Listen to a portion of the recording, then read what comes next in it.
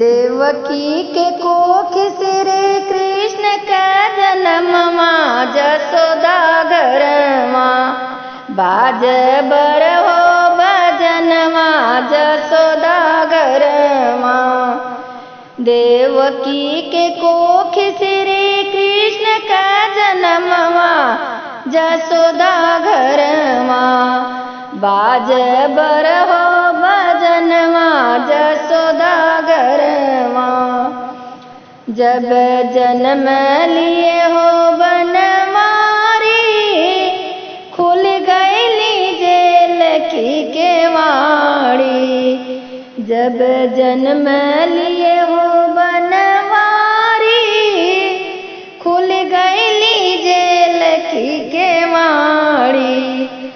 अरे छूट गईला हाथ और पाँव के बंधनवा जसोदा घरवा बाज बर हो भजनवा जसोदा घरवा। प्रभु जी बोले माँ मुझको बचा लो जल्दी नंद जी के घरे पहुँचा दो। प्रभु जी बोले माँ मुझको बचा लो जल्दी नंद जी के घरे पहुँचा दो। अरे फिर हुई है बाद में हमसे तुमसे मिलनवा जसोदा घरवा बाज बर हो भजनवा जसोदा घरवा। वसुदेव लेके चले सुपवन में जैसे छाई अंधेरिया गगन में।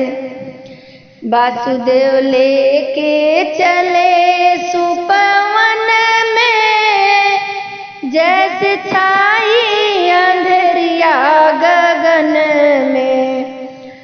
अरे सनानना सनानना बहला पवनवा जसोदा घरवा बाज बर हो भजनवा जसोदा घरवा।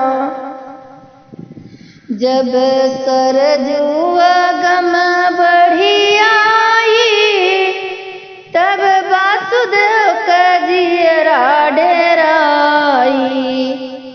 जब जमुना अगम बढ़ी आई तब वासुदेव का जियरा डेराई।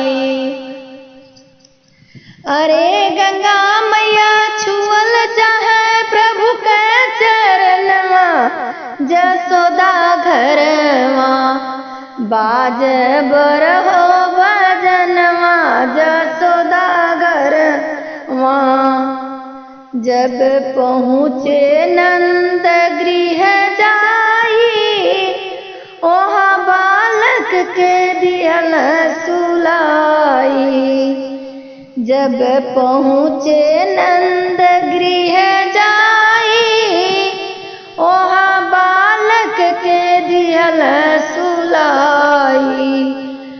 अरे धीरे से कन्या लेके चलल अपने भवनवा जसोदा घरवा बाज बर हो भजनवा जसोदा घरवा। देवकी के कोख श्री कृष्ण का जन्मवा जसोदा घरवा बाज बर हो भजनवा जसोदा घरवा बाज बर हो भजनवा जसोदा घरवा।